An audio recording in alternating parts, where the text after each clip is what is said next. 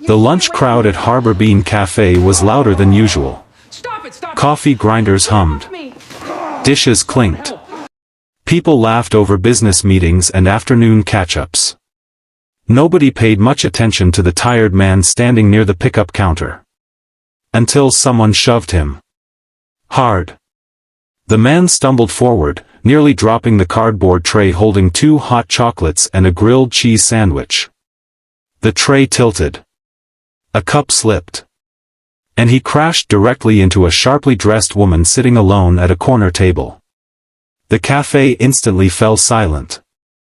Every eye turned toward the accident. The woman slowly stood. Coffee dripped down the sleeve of her expensive blazer. The father froze. His face turned pale. And the man who had pushed him smirked. What happened next would change several lives forever. 38-year-old Ethan Parker never imagined his life would look like this. 5 years earlier, he had been a high school history teacher in Portland, Oregon. He loved his job. He loved his students. Most of all, he loved coming home to his wife, Hannah, and their little daughter, Lily. Life wasn't perfect, but it felt stable. Then everything changed. Hannah was killed in a car accident on a rainy November evening. One phone call shattered the future Ethan thought he had. Overnight, he became a single father. For months, he moved through life like a ghost. He woke up. Packed lunches. Helped Lily get dressed. Went to work. Came home. Paid bills. Collapsed into bed. Then repeated it all again. Grief was exhausting. But raising a child alone left no room to stop. Now Lily was 9 years old. Bright. Funny. Curious. And the reason Ethan kept moving forward. Every decision he made revolved around her. The problem was money. Teaching had always been meaningful. It had never been lucrative. Medical expenses from Hannah's accident, combined with rising rent and childcare costs, forced Ethan to leave education and take a customer support position at a local logistics company. The pay was slightly better. But he missed teaching every day. Still, he rarely complained. Because Lily was healthy. They had a small apartment. And they had each other. That was enough. At least most days. On a chilly Tuesday afternoon, Ethan received a call from Lily's school. She had forgotten her lunch. Again. Ethan, the school secretary said kindly. She's worried you'll be upset. Ethan laughed softly. I'm not upset. I'll bring her something. He checked the clock. His lunch break had just started. The school was only 10 minutes away. Perfect. He rushed to Harbor Café, Lily's favorite place for grilled cheese sandwiches. As he waited for the order, he noticed a group of well-dressed professionals sitting near the center of the cafe. One man in particular seemed determined to dominate the room. He spoke loudly. Interrupted others. Laughed at his own jokes. And treated the staff like they were invisible. The man's name, Ethan would later learn, was Greg Whitmore. A regional sales director visiting from another city. Greg had built a reputation for getting results. Unfortunately, he had also built a reputation for arrogance. The young barista behind the counter accidentally misheard part of his order. Greg immediately rolled his eyes. Do I need to speak slower? He snapped. The barista looked embarrassed. I'm sorry, sir. It's not complicated. Several customers exchanged uncomfortable glances. The barista quietly fixed the mistake. Greg returned to his table looking pleased with himself. Ethan shook his head.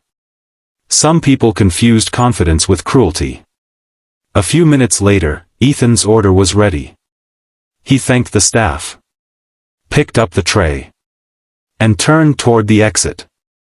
At that exact moment, Greg stood up from his table. The two accidentally crossed paths. Ethan shifted left. Greg shifted right. For a second, both occupied the same space. Sorry, Ethan said politely. Greg frowned. You just walked into me. I don't think I did. You saying I'm wrong? The tension felt ridiculous. Ethan wasn't interested in arguing. I said sorry. Have a good day. He started walking away. That should have been the end of it. Instead, Greg muttered loudly enough for everyone nearby to hear. Typical. Ethan stopped. What does that mean? Greg looked him up and down. The worn jacket. The tired eyes. The inexpensive shoes. You know exactly what it means. The room grew quieter. Ethan felt heat rising in his chest. Not because of the insult. Because Lily was waiting. He didn't have time for this. So he turned again. And walked away. That's when Greg shoved him. Hard. The force caught Ethan completely off guard. He stumbled forward. The tray flew sideways. One cup spilled. And he collided with the woman sitting at the corner table. Gasps echoed throughout the cafe. The woman rose slowly. Coffee stained her sleeve. Ethan's stomach dropped. Oh my gosh, he said. I'm so sorry. He grabbed napkins. Trying desperately to help. It wasn't your fault, the woman said calmly. Before Ethan could respond, a voice cut through the silence. It absolutely was. Greg stepped forward.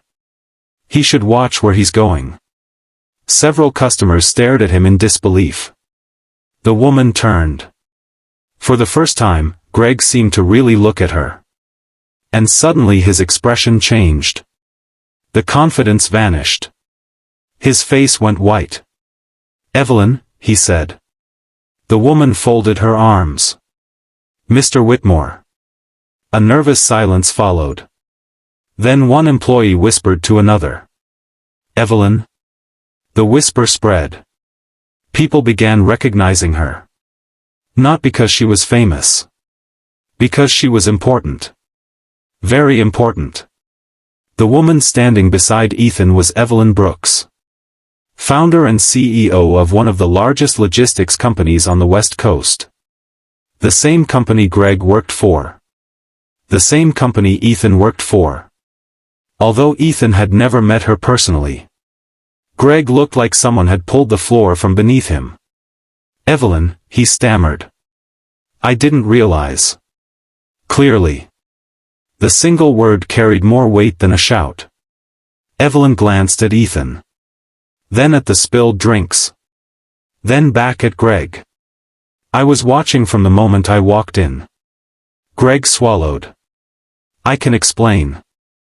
I hope so. The entire cafe remained silent. Even the espresso machine seemed quieter. Evelyn spoke calmly. Because from where I was sitting, I watched you belittle a barista. Greg said nothing. I watched you insult a customer. Still nothing. And I watched you push a man carrying lunch. Every word landed harder than the last. The room felt frozen. Then something unexpected happened. Ethan stepped forward. Evelyn? She turned. I appreciate that, but honestly, I just need to get my daughter's lunch to school. Several people smiled softly. Even now, he wasn't focused on himself. He was worried about Lily. For the first time, Evelyn noticed the second hot chocolate still sitting in the tray. Your daughter? Ethan nodded. She's waiting. Evelyn looked at the ruined order. Then at the clock. Without hesitation, she walked to the counter. Please remake everything. The barista nodded immediately. I'll pay for it, Ethan said. No. Evelyn smiled. This one's on me. 10 minutes later, Ethan finally arrived at Lily's school. He expected a quick drop-off. Instead, he found Lily sitting alone near the office. The moment she saw him, she smiled. "You came." "Of course." She hugged him tightly. Then noticed the fresh, hot chocolate. "Did something happen?" Ethan laughed. "You could say that." They sat together for a few minutes. Just long enough to share lunch. Just long enough for Ethan to remember why every struggle mattered. When Lily returned to class, she turned back. "Love you, Dad." "Love you too." And suddenly the difficult day felt lighter. The following Monday, Ethan received a surprising email. A request for a meeting. Directly from the CEO's office. He assumed it was a mistake. It wasn't. When he arrived, Evelyn greeted him personally. "I've been reviewing employee files," she said. Ethan looked confused. "Okay. I saw your background." "My background? You were a teacher." He nodded. For the next 30 minutes, Evelyn asked questions. Not about sales. Not about numbers. About people. Leadership. Mentoring. Communication. Education. By the end of the conversation, Ethan was more confused than ever. Finally, Evelyn smiled. "We're launching a new employee development program." "That's great. I'd like you to lead it." Ethan blinked. "What?" She leaned forward.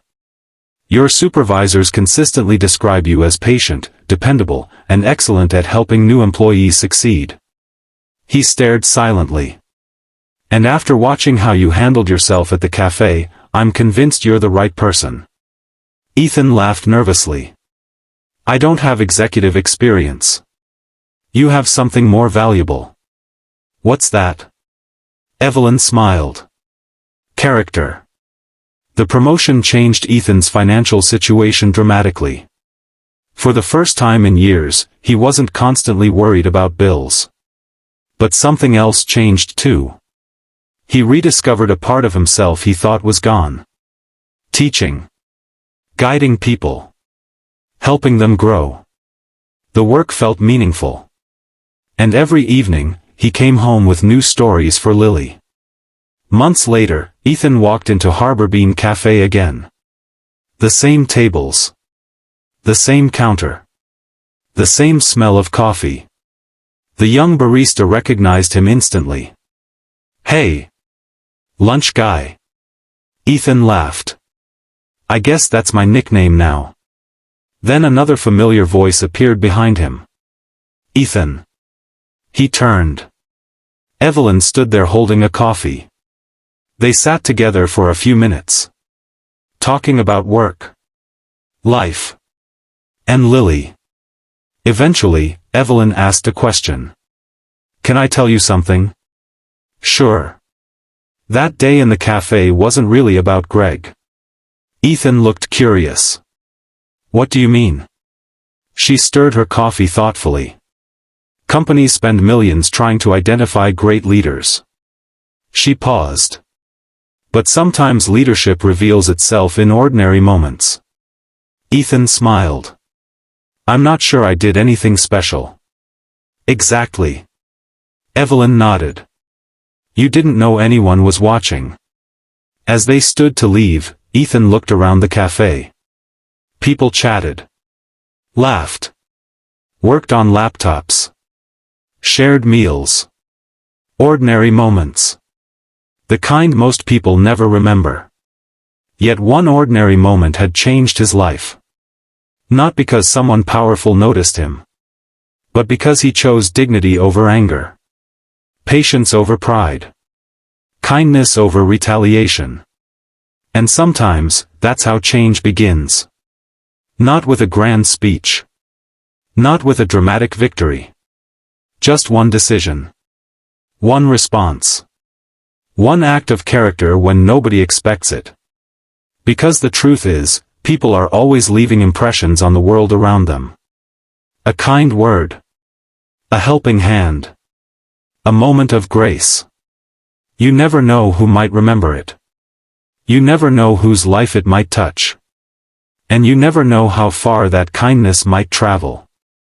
Sometimes, all it takes is a single moment in a crowded cafe.